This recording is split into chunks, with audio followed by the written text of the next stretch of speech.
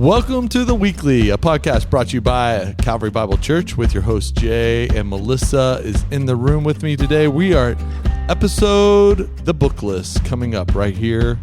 It's beginning to be fallish someday soon. No, it is so hot and miserable out there. No, our pumpkin spice was on the shelf this week. That does not mean it's mean almost there. Yeah, That I feel like means they put it fall's out coming. in like August 1st. No, listen, if you can buy Cheerios and pumpkin spice, it's fall. Jay, do you have Halloween decorations up already? No, but my son This does. is a safe place. You can tell us. Hey, we have a special guest today. Like always, the book list is our recommendations for those at Calvary just to read along with us, enjoy some of these books that we've been reading, and just appreciate some of the diverse ideas that happen in the Christian community, as well as some helpful resources for you and your bookshelf. Melissa, have I said enough about that? Yes. Thank you. It's PSLU. That if you can buy that at Starbucks, it's fall. No, it's not fall until like the temperature starts dropping a little bit. Hey, we have Right. a special guest as well today. We have a really great friend of ours, a sister-in-law, in fact, of mine. Michelle Gaskins is in the booth. Hi, Michelle. Hello. Welcome. Hi, thank you. So good to be here. Michelle is a local therapist in the area, which sounds like really adulting right there. Seriously, But this is actually going to just be a therapy session for me. Height No, of adulthood. how to handle Jay. Listen, she has to do that with her sister. Anyways, but Michelle has a master's in Christian counseling, right? Clinical mental health Oh, counseling, yeah. thank you. But I from ruined Denver it. Seminary, Denver Seminary. so yeah. Yeah. Good, And then good also stuff. graduated from DBU long ago, which is Dallas Baptist University. A trusted guide and friend, especially in this topic, Seriously. for better or I'm for worse. excited. Yeah, yep, let's do it. Hey, so Melissa, share with Calvary what we are reading and sort of a brief summary. Yeah. So the book we picked for this month is This Too Shall Last by KJ Ramsey. And it's about finding grace when suffering lingers. So one thing she says, it feels like over and over in the book, is that it's not a before and after story. It's a middle story, which often we cringe from telling our middle stories. We want to tell the after story of how things got better, how we were healed, how God did something amazing in our lives. But most of us live in that middle space. So I'll just read from Amazon. It's my favorite thing to do. It says, our culture treats suffering like a problem to fix, a blight to hide, or the sad start of a transformation story. We silently, secretly wither under the pressure of living as though suffering is a predicament we can avoid or annihilate by having enough faith or trying harder. When your prayers for healing haven't been answered, the fog of depression isn't lifting, your marriage is ending in divorce, or grief won't go away, it's easy to feel you've failed God, or even worse, that He's failed you. If God loves us, why does He allow us to hurt? Thanks so much. Yeah, this book is anyone who is suffering, anyone who loves someone who's suffering, or anyone who thinks they will suffer someday. So that's for everyone. So everyone. That's everyone. Yeah. Yeah. This book is about suffering, and it's about the middle story, and it's a raw story. Mm-hmm. It's told in a way that there's a lot of power in her story, just Yeah. because it's told from, she's a great writer, but also she's very honest about her story. Mm-hmm. Okay, Michelle, what do you think overall view of this book, and who would you say needs to pick this book up? Sure. That's a big question. Yeah, this book is incredible. I mean, I personally picked it up. It was gifted to me by a sweet friend, Kendra Grove, and I personally, picked it up in a time of, I would say, intense suffering in my life, and still am in that season, unfortunately. And so I would say this book is really for anyone, like you said, who is in the middle of their own suffering, whether physical, mental, emotional, or if you know someone who is. It's for, I would really say, the church too. I think that she does an incredible job of helping us as Christians understand what does it look like to suffer and to come alongside those who are suffering. Yeah. So the author has a chronic illness, And so that's kind of what the premise of the book is about, her story of what that looks like. And, so often when somebody is sick or hurting, or we are I think people in general, Christians specifically, are very quick to, offer the platitudes that we've already heard, or ask them, have you prayed for healing, or things like that. Right. And so she talks about the experience of meeting Jesus in the middle of that before the healing comes, or when you might not know if it's coming or not. Super good. Yeah. Super good. Yeah. In fact, Michelle's responsible for us reading this book, because I was caught by the title more than anything when you were reading it, and thought, wow, what a thoughtful approach to framing suffering. Yeah. And it's helpful for those who aren't in a season of suffering, or who've come through it, to maybe reframe their views on suffering. Because so many times once you get past suffering, you celebrate like the end story, right. And that's where the power is, because you share the beginning and the end. But really, this book, like you're saying, is about the middle part of the journey, and it's probably the most powerful, actually. Yeah. Yeah. Most formative, probably. Yeah. Yeah. And it's hard. I think the reason it's hard in the church specifically is because we do have so much incredible truth, right? Mm-hmm. That we're always seeking to know and having shared with us. And so it's really easy to come alongside people and just say, oh yeah, you're suffering, but here's this truth, and don't forget this. And I think what we miss then in that is, she has this line in the book where she says, accepting grace and suffering is not just knowing truth about God's goodness, it's being seen by God and community. Mm-hmm. And wow, I think that's just what we often miss, is just making space for people to be seen, having their voices be heard, and experiencing God and being seen by him in the middle of suffering, and not just having truth be thrown at us. Yeah. Because when in that lingering suffering, when we're there, and it doesn't have to be, maybe it's even, we've had a death in our family, and why is it taking you so long to get over that? Like, just move on with your life, just get on to the next thing, those things. But I think we get messages in our head that we're worthless, or that we're different than other people when we're stuck in that suffering. And, part of that is Satan doing his work in our mind and leading us to believe that when it's not true. And then the other part of it is just our general comfortability with suffering, with, right. Sharing our deep, dark hurts with each other, or where we're at, and not being shunned or turned away. Yeah. It's super hard when I found myself in suffering. I feel more alone. Mm-hmm. And then the alone isolation actually keeps me from totally, yeah, being known in that. Mm-hmm. And so, one of the best things for her that was just spoken to me was that the community must join in suffering. And that's a really hard thing for a community to do if they don't know best approaches to that. And this book is a really helpful guide for some thoughtful approaches to stepping alongside someone who's in a season of suffering, and not in a way that's cheesy or hurtful, but actually just really thoughtful and practical of simple things, like just showing up and watching a movie with someone, or, she talks about her friends sitting on her couch on endless afternoons. Mm-hmm. And it's just so important for us to remember, you don't actually have to have the answers. All you have to do is just show up. The thing I love most about that story where she talked about her friend is she talked about, in the middle of her darkness and pain, how hard it was for her to get up and answer the door and let that friend in. Mm-hmm. But then I also loved her friend then confessing later at how awkward it felt for her, because I think that's what scares us all away. But to acknowledge the awkwardness and be able to sit in that is the gift, right?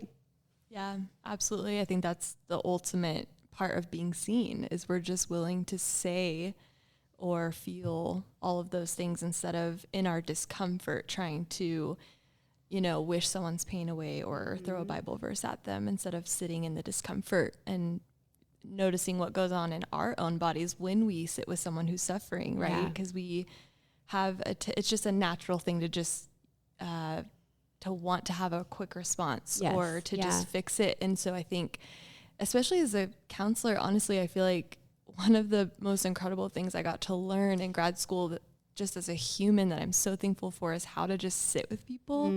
I'm a self-proclaimed Enneagram 2. So I'm a fixer, and I hate when people are hurting. I just want to fix it, and I want to help them. And so it takes a lot for me to just sit and just listen and actually just sit in silence. It's crazy how much that can just be what people need and what they want. And especially in intense suffering, like you said, losing a family member, or we don't know what to say. And often just sitting with someone and letting them be seen and feel heard is the best thing we could do for them without saying a word. Yeah. That's really good. So let's talk about some highlights of the book and sort of highlights of why someone should be reading this book, more importantly. And this book is written so well. It's been a good year for reading because there's been some great writers that I've read this year, but this is like the cream of the cream. And I think that helps sometimes us to stay engaged with the book and the story because of the writing. So that's like one of my great highlights, takeaways. Like, it's not only an important topic, the subject matter is life-changing, but the writing is just done so well. Right. I think it's really neat that KJ Ramsey, the author, is she's also a therapist, clinical mental health therapist, and has done, I believe, some theological studying as well. And so when she's writing this book, one of the biggest takeaways for me and things that I'm so appreciative of is how she can talk about the neurobiology and what's happening in your body along with the spiritual pieces. Because I think another thing in the church that, we may be a little bit slower to understand sometimes, or to look at, or actually give concern to, is what's happening in our brains and bodies. And I think it's so cool how she just talks about, like, for example, she talks about how being heard actually rewires your brain. And it's this cool thing where we're now able to know things about our brain, and it's like God's giving us this kind of insight and sort of instruction manual that goes along with all of these things in scriptures, like where two or more are gathered in your name, I am there, and how bearing with one another in suffering, like these are things that we have always been instructed to do. And now even more, as she writes, we can understand why it's so powerful, because God actually designed our brains to work this way. And it's so incredible. And I feel like just reading it, I think for me, it was just even a worshipful experience of learning so much of how, wow, God, like you created us to grieve and suffer in this way, in community, within the church, because of how you made us. Right. And it's so cool to see all the pieces come together. It's so much more than just, hey, it's good for you and you're suffering to do this. It's like, no, like your brain will thrive when you do this in suffering. Yep. One of the best reflections theologically of that is, for those who think that's scary, I don't know, the scripture talks about, like when the psalmist says that we're fearfully and wonderfully made, one of the ways in which we find wonder is our actually discovery of what we are and who we are. Yeah. And I think she does a great job of marrying those two, theologically rich truth along with this is actually what is the human experience. Yeah. And just thinking about how that pain, whether it's short-term, long-term, whether it's emotional, physical, like pain is our body's way of pointing out to us that something is wrong, like that there's something needs our attention, that we need to be paying attention to something. And so just checking in with that, and, what is our body trying to tell us, and God not meeting us on the other end of that with the healing, but meeting us in that pain. I love that. Like, that's such a beautiful picture. And, like you were saying, like he came to earth as a human so he could fully experience all the different emotions that we have. I mean, not just, we like to think about that in terms of like, so that he could see what it was like to like, step on a rock and hurt his foot, but like to actually have his heart broken, or to be in relationship with a friend that walks away, or those like really hard things, like to think Jesus experienced that. And then he gets to be in the midst of our pain, not waiting on the other side to meet us, but right there with us. And I just think that's so cool. That's really cool. Yeah. She says in one of the chapters, Jesus embodies life, changes everything about ours. And she says, you know, she just talks about how he wasn't acting at being human. He was fully human. And it matters. Yeah. My favorite quote obviously was a Dietrich Bonhoeffer quote. Oh, and it says, right. It says, only the suffering God can help. And I think that's really important when we think about Jesus, is that he actually suffered more than any other human being, because at the point of his sorrows, he was sweating in his suffering blood. And I think that's like, none of us have done that in our sorrows yet that I know of. I haven't seen that. I haven't experienced that. Yeah. And he went fully to the max of human in order to experience all that we would someday, his own would go through. Yeah. And that he's recreating us in that pain, not in the healing of it. Like that's, our hearts are being changed in the hard part, not when everything's better. I love that. Yeah. That's another reflection from this book, right? Is like, actually, there is hope in suffering because it's formative in our own, not that it never get fixed on this side, but it's formative in who God is making us, even when we are in the middle story of suffering. Yeah. So Michelle, I loved hearing you talk about how to sit with people.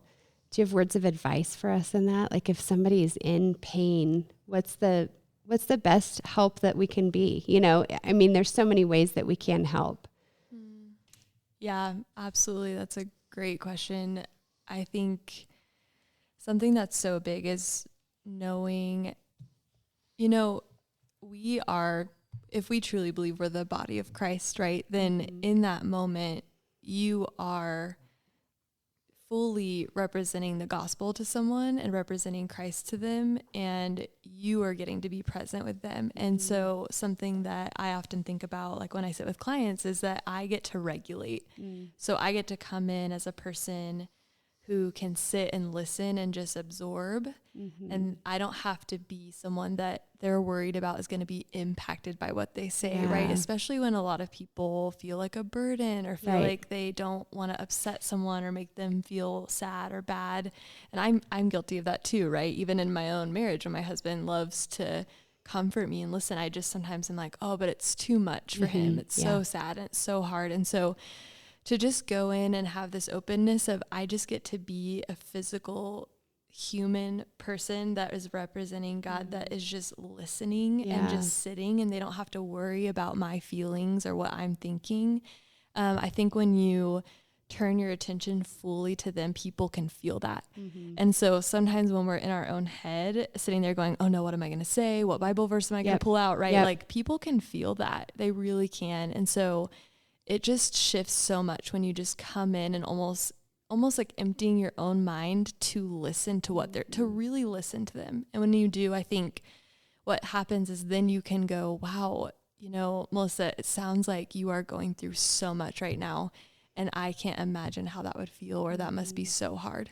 And just even reflecting back, and by reflecting, I mean, you're kind of saying something that shows that I was paying attention, I heard you, and this is what that sounds like to me. You're reflecting to them their emotion and actual facts of what they said and content.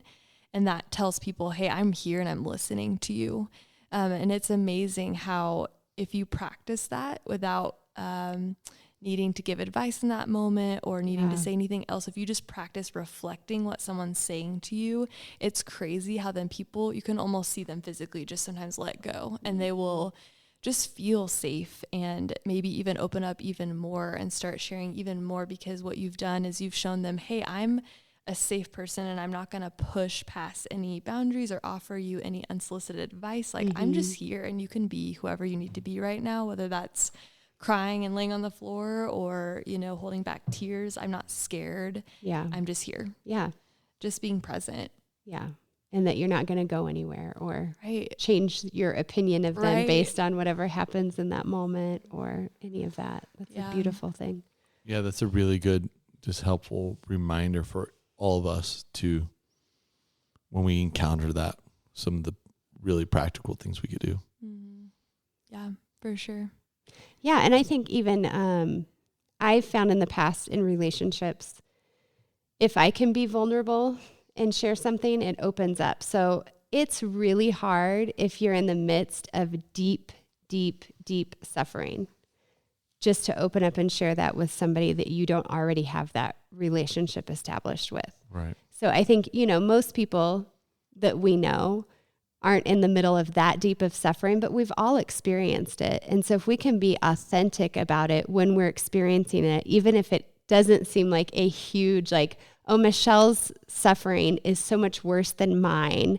Why would I share that with her? Why would I burden her with this tiny thing going on in my life when she's at such a different level of suffering? But that's how we establish the rapport with each other and the trust with each other, is by sharing even those little things, Oh, it's really good. Yeah. So I guess the question for both of you would be, how has the landscape of a season of suffering shaped how you view the Christian community? That has Michelle's name written all over it. Oh, No, I'm goodness. just kidding. Classic. That is a great question. Man,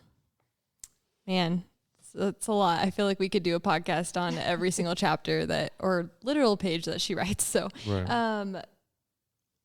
I think in my own personal experience, and for some context, like, I have had some physical pain for about almost 2 years now that has just been relentless. So every day I wake up in pain, and it's not like, it's hard, and it's, it's not just like, oh, I have a crick in my neck today, or maybe it'll come back tomorrow. It's there every day. It's relentless. And so what I'm often walking around feeling is like, I just need relief. Yeah. And that's how that's the lens with which I'm viewing my days. And it's hard, and it takes a lot of paying attention to. And so something that I have really found that was so encouraging in her book, and that I just continue to learn, is how, like you said, it's when we're in, and she talks about this too, like when your brain is in a place of suffering, especially like with something like pain, Pain. you have so much attention on it, and your body's just trying to survive. And that really kind of takes all your resources mentally, physically, emotionally. And so the thing to be aware of too, like why it's so important that we're in community, is that when I'm like, can't keep my head above water, right? Like when I am just like at the most of all my capacities in any way, I need people. And it can feel so lonely to be in that space of suffering every day. And it's when we get in those spaces where that's when the enemy absolutely can work so much. And so I think but even more than that, that's how God works in our suffering, in our community, is he has created it to be a space where we're seen, and where by bringing things to the light, that's where hope is. And even just in her line, I have so many like quotes. I love it. I just typed up it. so many quotes, because it's just every page. It was like, oh man. But she says, I missed learning. So she's talking about growing up in the church. I missed learning that suffering is an expected part of being God's child, and that sharing it is where hope will rise. Some things unspoken can't be known. And so just talking about how, like, when we don't say things right in our communities, when we don't bring them to light, they can't be known. And often our community is a reflection of God, right? And it's, so when I'm not able to share something and I'm holding it inside, that's often an indication that I'm also not showing that to the Lord, and I'm not maybe asking for his help or fully revealing it. And so, I feel like there's so many things in this, but ultimately it's this concept of, she talks about bearing witness, and that's what we do in community with one another. And that's truly how we find hope, is by saying things out loud, by being seen, by having people around us who can just be there. It really, for me, has been probably the most important thing that I've had in this season, is just a life group willing to sit there when I'm sobbing and just exhausted and saying, you guys, you can't even fix it. Yeah. You can't. But just by listening to me and being here with me, it really does. It has just shaped this season. And I feel God's presence by my community bearing witness and having hope for me when I cannot. Yeah. So Melissa, how does someone find community like that? Sign How up. have you found community Sign like up for that? life groups at calvarybible.com / I'm just kidding. I don't even know the link. But yes, I mean, life groups have been super important. I think vulnerability is so huge. Like, I think that's the thing that suffering seasons have taught me in my life, is how important it is to be vulnerable with people and trust that if those are the right people, they're going to stick around. And if they don't stick around and they're scared off by that vulnerability, then that wasn't, the relationship that God wanted me to have in my life. But yeah, so I think just showing up for people. Like, I think we tend to look around at everybody's life and say, oh gosh, Jay's so busy. Like, here he's this pastor at this church, and every time I go to Fox Dog, he's having coffee and talking with someone, and that sort of thing. But to understand that Jay still wants that invitation, or Michelle still wants that invitation, or Melissa does. I mean, just for all of us, like, people are looking for community, and not to be scared off because you think they're too busy, or their life is perfect, and so why would they want something else in it? Yeah, totally. And I would say even in the small things, like if they can't show up to help you move, or like, move something in your backyard, or, talk to your kids or things like that, like those are indicators of maybe what kind of community they would create eventually. And so it's like seeing the small things, which friends actually text, which friends actually call you, which friend, want to hang out with you. Yeah. Those are some of the people that you can slowly start to trust in seasons that you'll find yourself in. And if you're not in a season of suffering now, this is a perfect time to get great friends. Yes, right? You don't want to do this when Build you're it in up suffering. now. Yeah, Yes. totally. And we talk a lot about that. Like, it's really hard to put up plywood in a hurricane. Yes. Like, that is not when you want to be trying to nail down plywood. But it is the days ahead, before the sunny days, the bluebird days when everyone else is goofing off. That's a good day to put up plywood. Yeah. And that's the same with friendship and community, is don't wait. Right. Build that relational equity now. Yeah. And it's not that you say someday you're going to owe me. No. It's like someday I'm going to need you. Yeah. And I need a people that will have to show up on my worst days. Yeah. That's good. That's good. Yeah. How do you find community, Jay? I think vulnerability is really good. I think often, with these words we pull around. Actually, I would say it takes a longer time than you think it does. Oh, for sure. And it takes more failures than successes. Mm-hmm. And that's a process that takes a long time. Yeah. And the reality of great friends is that they're few and far between. Mm-hmm. And when they are, they're gifts from God, and don't neglect them. Yeah. Yeah, that's huge. The don't neglect them piece of it, right? Because it's work. Like, every relationship is work. And, it's not just about waiting for them to text you or how often would they check in with you, but also just like, hey, if they're on my brain, I should probably check in with them. And what are you doing? And I have friends that are so good at that, just a random text on a random day. And, with certain friends, I'd be like, oh, why are they asking me this? Like, is there expectation that that they want me to do something? Do they need something from me right now? Yeah. And then it's like, okay, back down, Melissa. Like, just checking in to see how your day is. Rejection much? I know, right? It's totally it. Totally. That's interesting. Okay, so let's talk about this final. I think we're reaching 30 minutes already into this podcast, and we haven't even scratched the surface. So but buy the book. How does suffering? I want a really good reflection on how does suffering remind you of the faithfulness of God, or how can it, or it's just how does it? That's an easy one. I'm just kidding. That is. I was like, wow, I'm going to step back. Totally. I was like, wow. That is. I'm like, I know. Jay's really with the doozy Sorry, questions can today. you just one more time for the listeners, really, not for me? How does suffering help your view of the faithfulness of God? Let me say it that way.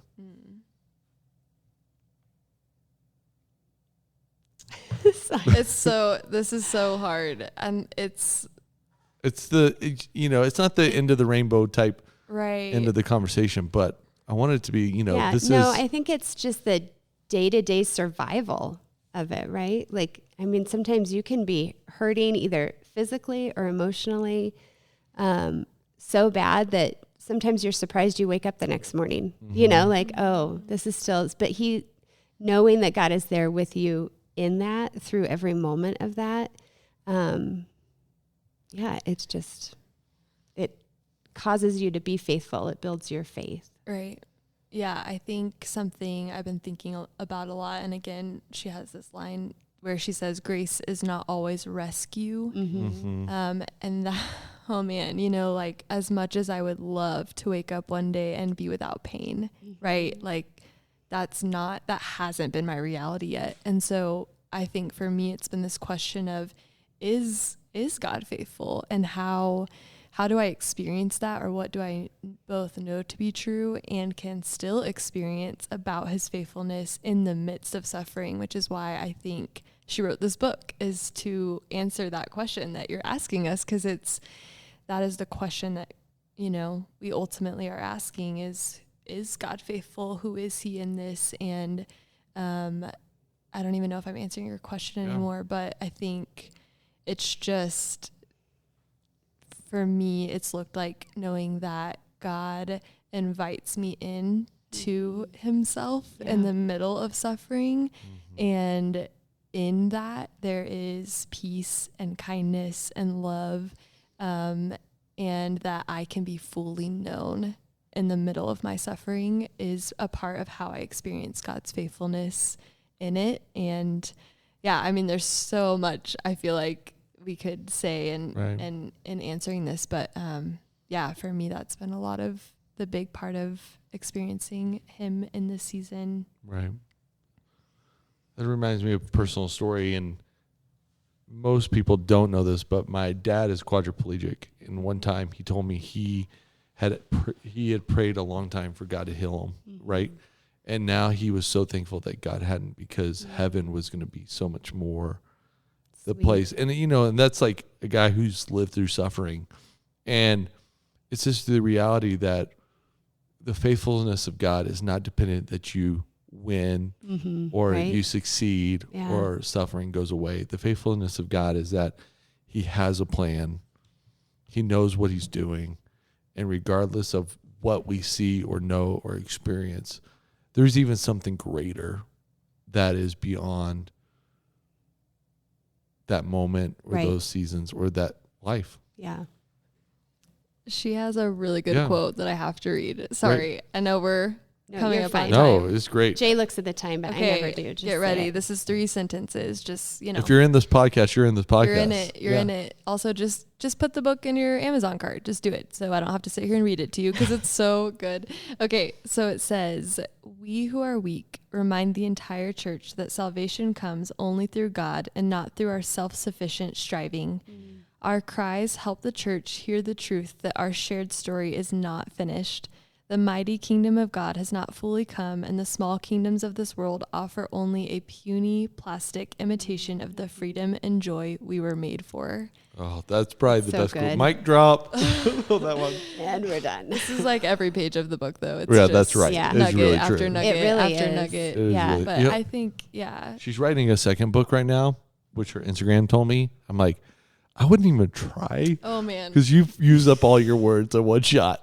Like, this, don't even start to write another book. She's incredible. Yeah. But also, you'll be the first one in line to buy it. Yes, to see if she used up all her words. Did you use up all your words? Because I think you did. I sent her a snail mail letter already and asked for a copy before she even started writing it. I love it. Just kidding. Yeah. That's great. I love it. That's No, so it good. is about like that is a reality that like the kingdom of God, even though it's unseen so many times now, is really the real thing of the human experience. Yeah. And when we try to avoid, negate, fix, escape, all those things, we miss out on the real, I want to say nectar of life. Like we really miss out. Full life. The full life. The really full life. We miss out on it if we're trying to numb out all of those hard things. So if someone's in suffering right now listening and they're like, why are you reading my mail today? Or I got to pick up this book, and what words of wisdom would you give someone who doesn't know what this season of suffering will bring, or how to look at this season that no one's ever had them look at? What would you say?